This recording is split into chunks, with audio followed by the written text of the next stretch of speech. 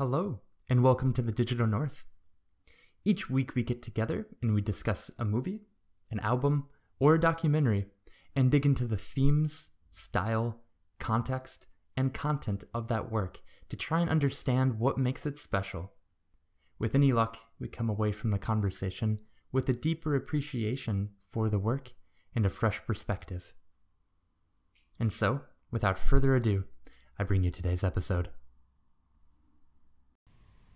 Okay, we are live. Today, I'm joined by Jonathan, Nate, and David, and we're talking about the album Rumours by Fleetwood Mac.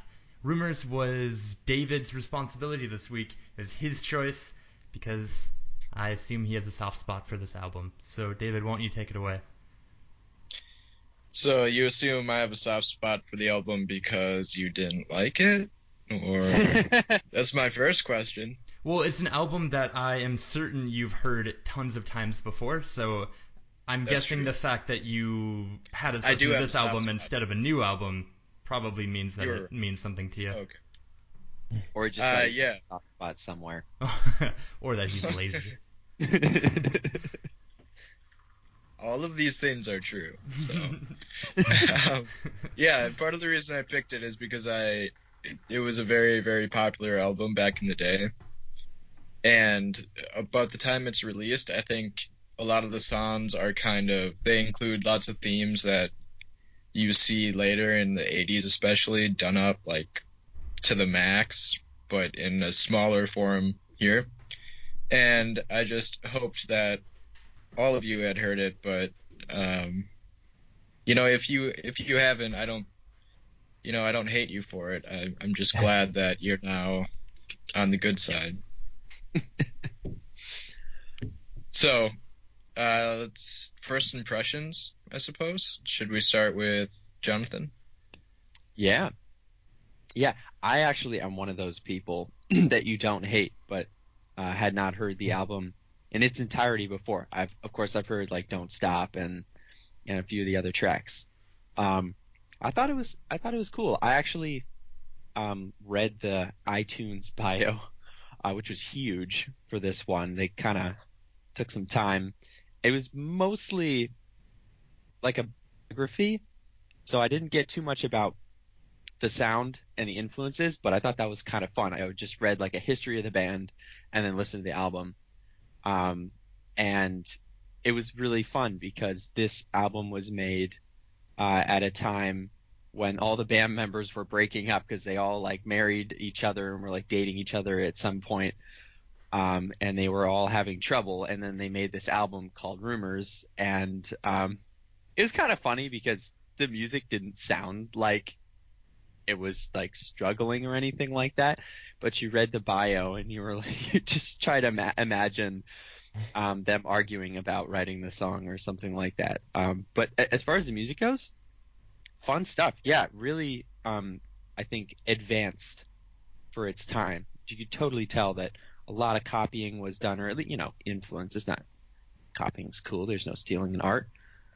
But yeah, they called it soft rock, basically. I think because it wasn't hard rock. Yeah. So I dug that. Yeah. Well, of course, we'll talk about it more a little bit later. What about you, dude? Which dude are you pointing to? David. You're just pointing straight at the screen. The last dude. Right here. Do you mean Nate? How about Ryan, dude? Or Nate, dude? Ryan? Oh, is Dave not here? Dave is here.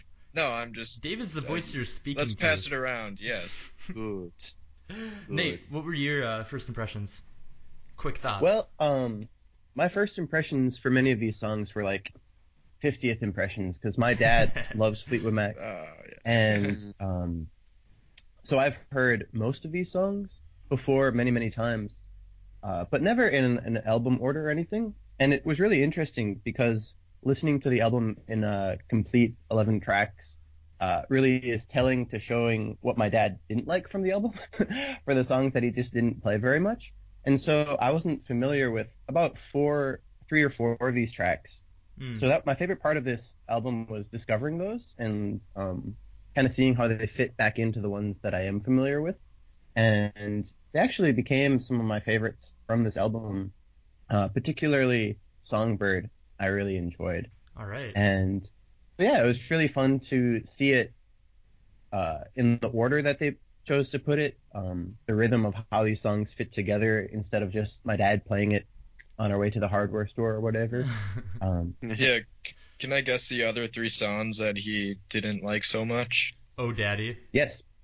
Gold Dust, yeah, I was gonna say, not Gold Dust Woman, Oh Daddy, and then Silver Springs and probably Gold Dust Woman, Yes. if I had to guess. Which Nice. version of this album were you guys listening to? Because Silver Springs isn't on the original release, or most of the other releases. Oh, Yeah, really? I didn't listen to Silver Springs myself. That's Yeah. not on the one I have. Well, I guess that is important Okay. to know. What albums were we listening to? I was listening to the 25-year edition, the 25 years on the chain. Super Deluxe. That's also what. Yep, that's also what I had. That's what's on iTunes. Okay.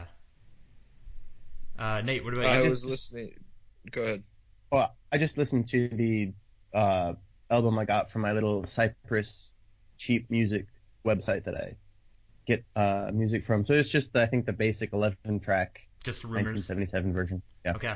And then David, you were listening to like a deluxe edition, Yeah, which had Silver the Spring. one on Spotify it has 2004 remastered edition ones, and then it has live versions, Okay, Mhm. sure. Yeah. plus and some other stuff. I was reading a bit I didn't about, listen to that other stuff, but I was reading a bit about the biography behind this, or the history, I guess, behind this album. And Silver Springs was something that Stevie Nicks really wanted to put on the album, and they decided to cut it because they already had a number of slow songs. So that's cool that you heard Silver Springs in this version, because it was apparently a song that was really near and dear to her that she wanted in the original. But yeah, I guess for my first impressions, I didn't know how much of this album I knew growing up, because I heard it. I mean, I've heard these songs dozens upon dozens of times on, every classic rock station I've heard, and like through my father as well. And it was like a year and a half ago that I sat down and listened to the album Rumours for the first time in its entirety. And that was when I realized that, I've grown up with this music. So yeah, super familiar. I knew all the songs going into it, and I guess I didn't really take much away from the music that I didn't already like come into the album knowing. So my expectations kind of shaped my listening of it, I guess. But I was reading the Wikipedia page on it, and it was really interesting because this was an album that was really, really singles driven. And so, to quote Wikipedia, Fleetwood Mac and their co-producers wanted a no-filler final product in which every track seemed a potential single. And you can definitely feel that when you listen to this album, because, I mean, every song is like 3.5 minutes to 4 minutes of just really catchy music that just, it hooks you in really quickly. And I don't know that it necessarily has the progression that I really like from sitting down and listening to an album, because it just feels like it's just a group of really catchy, great sounding songs kind of stuck together in a package. I don't know if you guys got that feeling as well.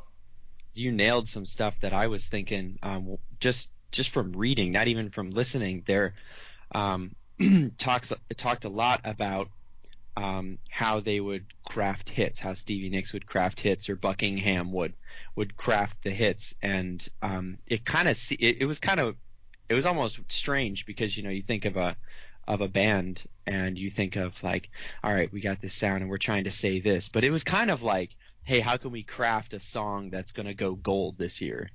Yeah. Yeah. And it was interesting to see that. It was almost a business oriented endeavor from the group. Not that the music was all business, but at least the group itself was kind of an endeavor to be successful and to make hits and stay relevant, and that kind of stuff. And it's funny that you used that term, that they were like all business, because when you read about all of the drama going on behind the scenes, it was just chaos. Yeah. So it's I agree with that totally. Who was it? It was Buckingham and Nix, right? I That have a joined little later? map of the relationships, and so I could try to illustrate that with my voice. But so it was Yeah. the bass guitarist John McVie and the keyboardist and vocalist Christine McVie were married for 8 years, and they divorced after their 10th. So backing up a little bit, Rumours is the 11th album by Fleetwood Mac, and John McVie and Christine McVie divorced after their 10th album, which ended 8 years of their marriage. And apparently, the couple would only discuss musical matters and nothing personal, and not like engage socially other than to talk about music. And then we have the guitarist and vocalist Lindsey Buckingham, which is a man. Yeah, Lindsey came into Fleetwood Mac with Stevie Nicks for the 10th album, and they were dating. But by the time Rumours came out, they had an on-again and off-again relationship, which led to tons of fighting and a lot of problems between the two of them. And then we have Mick Fleetwood, which is the drummer. His wife and mother of two of his children was having an affair on him with his best friend. So like just all this problem just going on within the band and outside of the band. And then Mick Fleetwood was also sleeping with Stevie Nicks while he was still married to his wife. And soon thereafter, Mick Fleetwood left his wife for Stevie Nicks' best friend. And so it's just like this web of just ridiculous, just interpersonal problems. It's crazy that they're able to keep it together. It's amazing that the band Fleetwood Mac existed at all, because it's also a web not just of the relationships, but of who leaves and then they come back, and it's like this stream of people like crossing back in and leaving and doing their own solo projects and stuff. And none of them were incredibly successful solo artists except for it was Buckingham and Stevie Nicks, right? Except for Stevie Nicks, at least. I mean, she's yeah.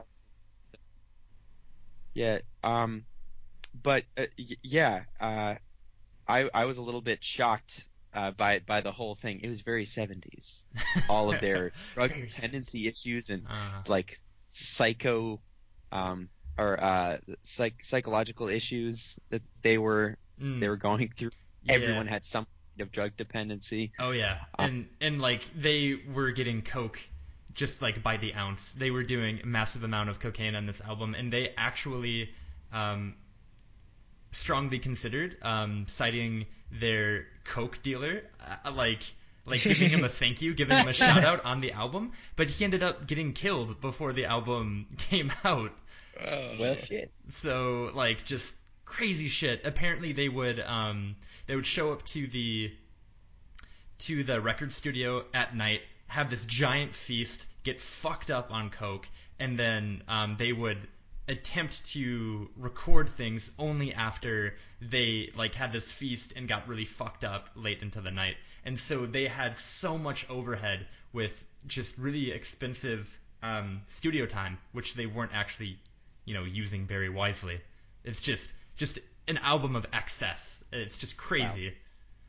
Wow. But it was massively popular. Yeah. I mean, it's on so many lists of, best 100 albums or most influential albums. It's crazy how big this album is. Did they tour together? They did tour with together. This album? Yes. They toured together with this album, which must have just been so rough. I can't imagine playing with your ex-wife of 8 years. Oh. Yeah.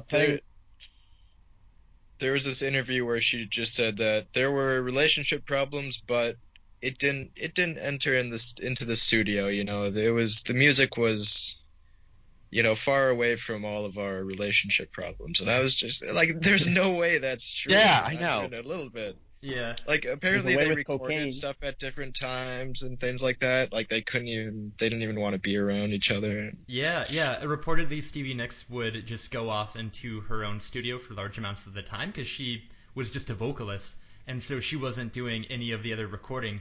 And to like keep tensions low, she would just leave the group and go off and play the piano and like crochet and shit to pass the time. Right. But yeah, going off of like them bottling up their emotions, I'm not sure if it was Lindsey Buckingham or maybe it was Christine McVie who was saying that like they used coke as a way to deal with just the crazy shit that was going on in their personal lives. It was a way to numb them to just how crazy their situation was. Mm-hmm. And Christine McVie. I'm not McVie. sure. Yes, McVie. McVie. McVie. Okay. McVie. Whatever. Christine McVie, when she joined the group, right? She married John McVie after she came in. So it's just like anyone that joins that band, like you better be ready to like be screwing somebody else in the band. Yeah. It's in the contract or something. Like touring together, I can imagine playing the "You Make Loving Fun" with everyone's just like looking at each other with nasty eyes. Yeah. Oh. Yeah, like so many different, like every one of them, like a movie kind of, you know how they do those different shots of people like giving the eyes. close up.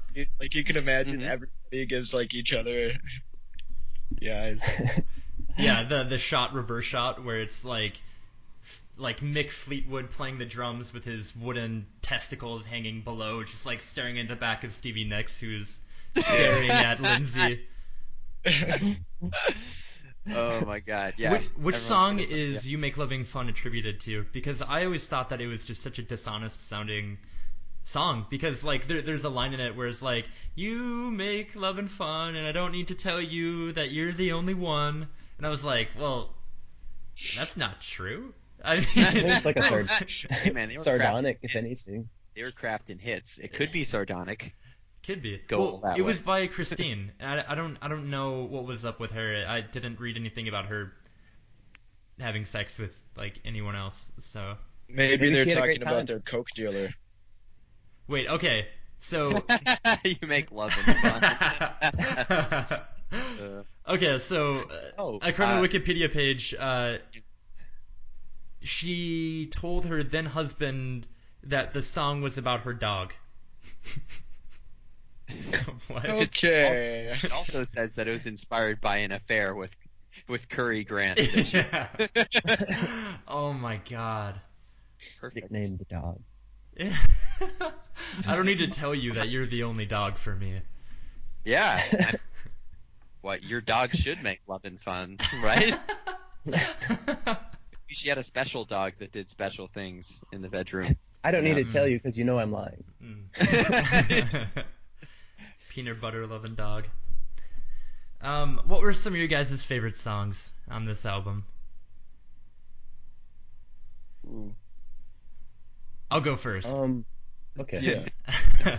I really like Dreams. Dreams was and has been one of my favorite songs on this album for a long, long time. It's just, I love the feeling of it. And I'm, like, I like the motif of a dream, too. So I like the idea that it was kind of like this, almost like ghoulish, like otherworldly sounding song.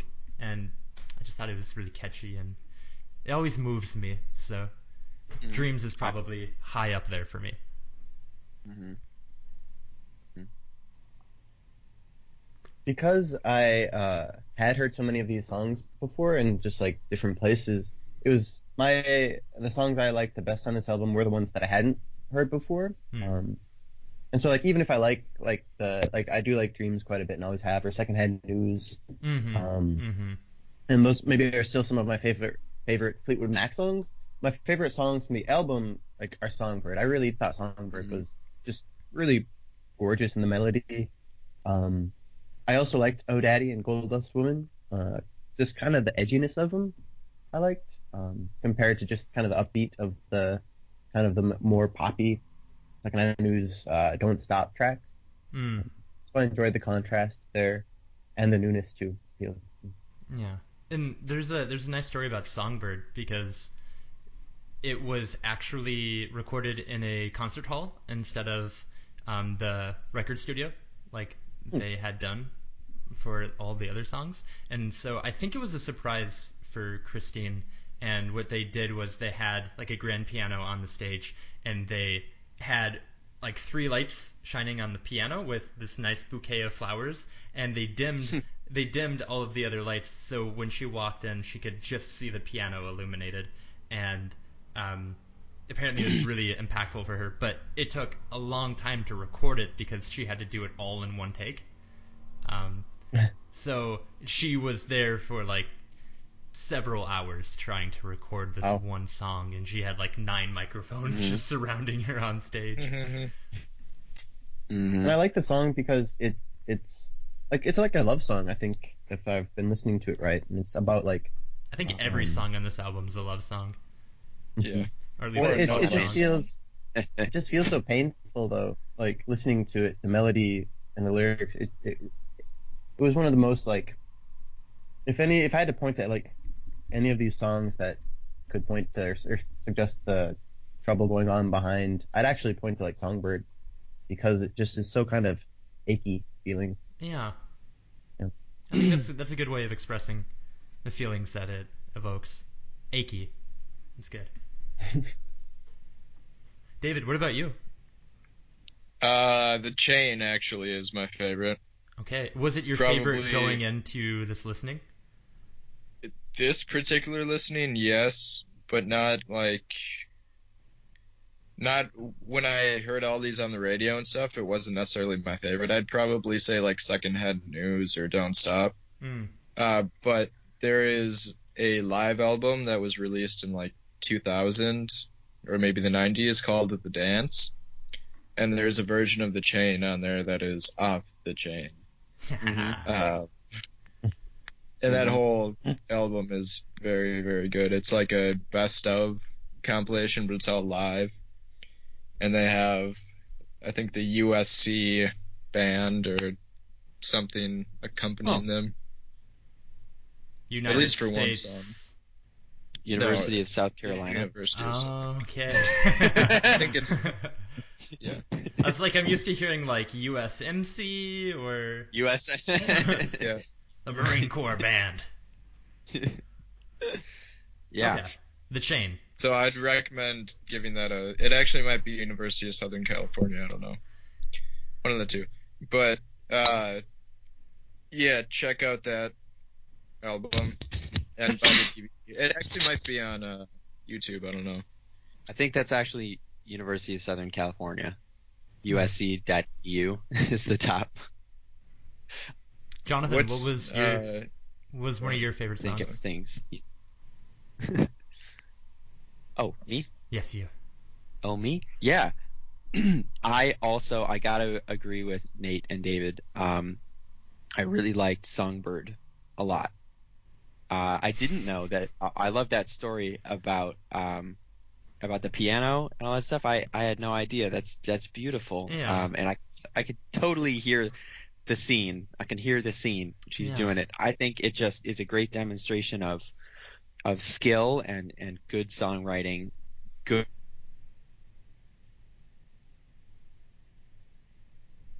And it's kind of a quintessential, You died for a second. Yeah. Your connection got dropped. Did I? Yeah, you're cutting out still. Somebody doesn't want us to hear what you have to say.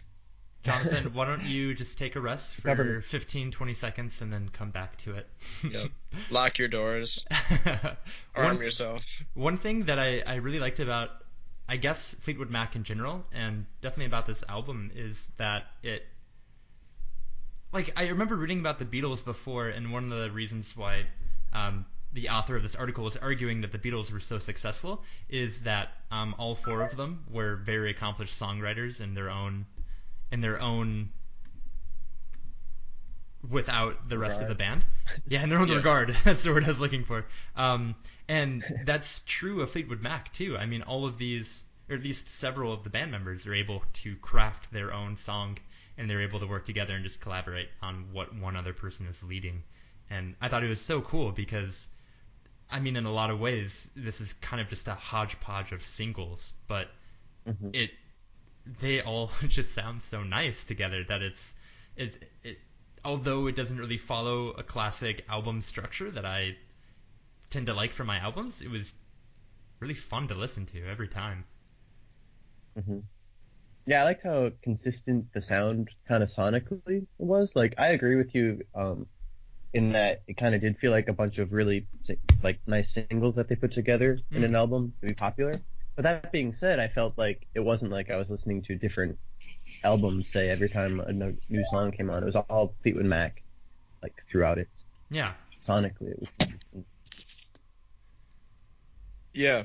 I really think that I don't, each song, it's diverse enough in its own right that it's like I'm not really looking for as much of a progression.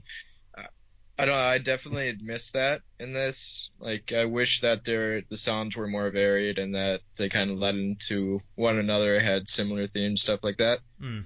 But each one is kind of diverse enough probably because they're each primarily written by a different member for the most part. They spread it around a lot, and then they had this strange dynamic and a great chance to get in and still play the way they wanted to. So there's consistency that way, which was great. Yeah, and to me, the order of the songs was, like, in no way jarring. It wasn't, like, weird, wonky ups and downs of tempo. I think they all fit together nice enough. And so when I was listening to this album on a run, I was very satisfied with how the songs went into each other. I mean, not like I wish too, Dave, that they did more, like, maybe transition into each other more and thought out like that. But the pacing of the album I thought was all right. They didn't put all the pop songs in the first part and all the slower songs in the, like, they did vary it a little. I mean, I feel that you could take this album and just randomize all the tracks, and it wouldn't be noticeably different from the composition that they have here. Yeah. I mean, like, Good way to put it. I really do like that Secondhand News is the opener because it has a great tempo and it's upbeat and it's just like it's a fun song to listen to. And Oh Daddy and Gold Dust Woman makes sense for closers. But then again, I mean, something like Songbird would also be a decent closer, and something like Never Going Back Again would also be a decent opener. So there's just so much. I guess you could just hit random on this playlist, and you wouldn't be able to tell if the album is in order or not. I think that's a really good way to put it. Yeah. Well, so on this 25 years on the chain edition that I have, it has a couple of extra songs, and one of them is Black Magic Woman, and I'm a fan of covers, and so I listened to Black Magic. It's not a cover. Well, I'm getting to that exactly. Well, technically, I suppose.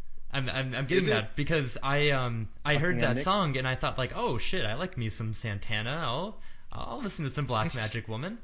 And then I heard this version. I thought, like, oh, this is pretty weak. Like, the vocals on it just don't really do it justice. But then after reading into it, this was actually written by Fleetwood Mac.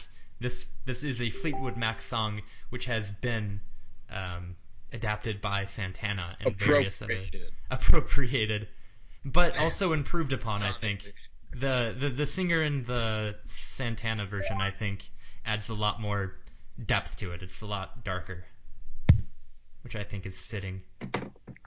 And yeah, I'm not sure. This probably, I don't know who sings on this, but it's probably one of the many people who left the band. yeah, it's the I think it's Peter Green. Peter Green wrote it for sure, and he was one of the founding members. I was actually confused as to why the band was called Fleetwood Mac, because not many bands are named after the drummer, but it's because at this point Fleetwood Mac was like the only remaining original member of the band by the time the album Rumours came through, so it makes sense that he just... Mac is actually McVie. Is it? Yeah. Okay. It is. It's the bassist and the drummer's name. I didn't know that before reading it, but I thought that it was just the drummer for the longest time too, because it's Mick, like M-I-C-K, which is close to Mac. So I figured he just kind of switched him around and went with it. Mm-hmm. Yeah. Okay. Well, that makes sense then. Yeah. So before Fleetwood Mac, there was John Mayall and the Blues Breakers, and they had a bunch of, like, Eric Clapton was in that, a bunch of people. I don't have the list in front of me. But it's like, it's kind of one of those things where they were really popular at the time, but for whatever reason, like, they were kind of into jamming and stuff, and they just didn't have a lot of singles that were stuff that they played live a lot. They didn't have the same sort of followings that more modern bands have. So, like, even though they were super popular back then, they sold a lot of tickets, we just don't hear about them. Like Cream is another example. They were very popular, but, you know, besides when people are like, oh yeah, Eric Clapton was in that band, it's like, besides that, nobody knows. Mm-hmm. Yeah, other than Stevie Nicks, I guess. But that was much later. So. Yeah. Talking about the relationship of the songs to each other, and, you know, whether or not this album is sonically related or thematically related, I guess it makes sense to know that these are all lovers and ex-lovers who are basically writing songs about each other. But according to Stevie Nicks, the song Dreams and Go Your Own Way were meant to be kind of twin songs, because Go Your Own Way was written by Lindsey Buckingham, and it was... I'm actually just going to read from Wikipedia here because there's a nice quote. The song would be the second single released from Rumours, second to Buckingham's Go Your Own Way. Nicks would call the pair twin songs as they both chronicle the struggle to untangle their toxic romantic partnership from their wildly successful professional one. To quote Nicks, "Even though Go Your Own Way was a little angry, it was also honest." Nicks wrote the liner notes to Rumours' reissue in 2013. "So then I wrote Dreams, and because I'm the chick who believes in fairies and angels, and Lindsay is a hardcore guy, it comes out differently. Lindsay is saying go ahead and date other men and go live your own crappy life, and I'm singing about the rain washing you clean. We were coming at it from opposite angles, but we were really saying the exact same thing." So I thought that was really cool to know that those songs are supposed to be written like directly to each other. Like Dreams is Stevie Nicks' song to Lindsay, and Go Your Own Way is Lindsay's song to Stevie. So nice. Must have been fucking rough to be part of a band who's like, fuck you, and like, I don't want to be with you anymore. And it's like, well, I've got to do the backup vocals for that song. Stevie's probably like, hey, Lindsay, I got this new song. You want to hear it? He goes, fuck you, fuck you, fuck you. Or as they do it in England, like this, with the two fingers. They don't do that. The one finger. Yeah, they go like this. Peace really? among worlds. Peace is your palms facing out. Oh no. Palms facing you is like. So for anyone listening right now, Jonathan's holding a peace sign and switching it between the back of his hand and the front of his hand. And apparently in the UK, with palms facing you, it is defamatory. It means fuck you. So if we have any listeners from the UK who can confirm or deny this, that'd be great. Because Fleetwood Mac is from the UK? Some of them. Some of the members are. 3/5. Yeah, some of the members, like Stevie Nicks and what's the one? Lindsey Buckingham. That's the one that you would Buckingham. expect to be from the The UK. one that you Lindsey think should be Buckingham. from Like, for sure. Isn't. No. Yeah, also the way the album is spelled, Rumours, is the UK spelling. Yeah, it's disgusting. Little giveaway there. I apologize for my technical difficulties, but I did have a couple songs that were my favorites if you wanted to hear. Let's do it. What are they? Don't want to hear.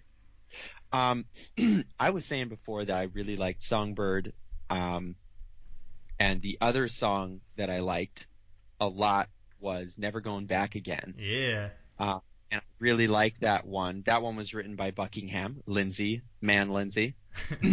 And I thought that was a little bit of a glimpse into I don't know if it was their previous music. I had to kind of guess that one because this is the only full album of theirs I've listened to. But all those blues roots that came from John McVie was in blues. What was the name of the band? You tell me, man. Blues. You're the one signing Breakers. John Mayall Right. and the Blues Breakers. Right. Yeah, he was in that, right? Who? It's your story, man. Nick Fleetwood. Nick Fleetwood. Yeah, he was in that band, but it that stuff's not super important. But the band started, I read, as a kind of like almost bluegrass blues centric band, and then moved into more pop rock style stuff. But that is totally a blues song. You know, the riffs in it and all that good stuff. I mean, acoustic guitar, you could play that around the campfire. I thought that was great. Yeah. The humming. Glimpse in, It was soulful. It was a really soulful song. Yeah. It's really good. So that's why I like Songbird, and that's why I like Never Going Back. They are very much like they're performers' songs. Like, sit down, perform. That's great. It's well written. Stands the test of time. Yeah. So I guess the other way to say it, they were hits. They were hit songs. That is a song that really means a lot to me too, because David and I's mutual friend Ryan Shelberg, he was learning how to play the guitar part to Never Going Back Again, and so whenever I hear that song, I kind of have this nice kind of hit of friendship nostalgia, and so there's an added layer to that for me. But I was reading about that song, and apparently the band was just purportedly just super picky about their instrument choice and about their tuning and everything. So the producer had the strings to that guitar that Lindsay was playing restrung every 20 minutes because purportedly the producer would notice like a large difference on the brightness of the strings after about 20 minutes of playing. And so they had this story about how the roadies probably hated them because they had to change the strings out 3 times an hour, and it took them so long to get this song done. So it was more. Wow. It was dozens of string changes a day that they had to do for these guys. And I just thought that was, not only is that indicative of how picky they were about their sound, but I also feel like that was a little bit like cocaine induced. Like, gotta get it right, gotta get it. Yeah. Also allows time for cocaine usage. That's true. Once you restring those guitars, I'm gonna go to the bathroom. They didn't go to the bathroom and do the coke. I think they just did it openly. They did it right off the terminal. Like, oh, you're finished already? Oh, why don't you just go ahead and restring that again? I'm gonna turn down the volume. I got some coke in the slider. It is interesting though, with like tunings and stuff. I was at a symphony concert, and I was getting the cheap seats right in front, which are actually like some of the best seats to sit in because you get to see the musicians just right up there on stage. And I find it just crazy, not being a super proficient musician myself, to see these people who are playing their parts, and then you'll see like a violinist when he's like waiting, he'll just make a small little adjustment while like they're still playing the songs and stuff, and once he has a little rest, he'll just make a little tweak of his A string or something. Like, how can he even hear himself like and that he's out of tune? Yeah, that's a joke. I think it's nuts. And you can imagine that it's a similar thing with Fleetwood Mac, that they're just so like they know their instruments super well and they know what they want them to sound like. And they're all pretty accomplished musicians, so I'm sure they've got tons of experience. I feel like we could talk about this album for hours, but we've got to wrap it up pretty soon here. So why don't we all give our final review of the album? What do we rank it? Jeez. All right. I suppose I'll start off because I brought it to y'all. 'Tis your prerogative. Yes, I'll give it 10 out of 11 instant hit singles.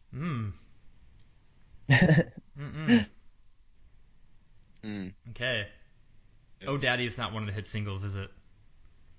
It's actually it's the which missing one was one. your favorite? All of them. Oh, yep, it's all of them. 0 out of 11 hit singles. All right. I'll rate it. We'll be going back again. Yeah. I give it 6 out of 7 Curry Grants. 6 Curry Grants out of 7 possible Curry Grants. It's really well crafted, really good stuff. There's just a few things in there that are a little bit less gripping than I think they could have done. They were aiming for success, and they did hit it a lot. But a few of them did not really grab me. Yeah. 6 out of 7 Curry Grants. All right. I give it 12 kilos of cocaine out of 13 kilos of cocaine. Probably less than the amount of cocaine that it took to make this album. Probably. I mean, this album is a ton of fun to listen to. It obviously has quite a bit of staying power, and I mean, I've heard these songs, I mean, dozens upon dozens of times, and I'm sure I will continue to hear them until I'm dead. Couple. Well, thank you guys so much today. It's always a pleasure. Catch you later. Yes. Indeed. See ya. Thank you for listening to today's episode of The Digital North. If you enjoyed this episode, make sure to check us out at curiousmagnet.com to listen to all of our episodes as well as the rest of our content. You can follow our Facebook page at The Curious Magnet to receive notifications when new episodes of The Digital North and the rest of our work come out. Thanks again. Stay curious.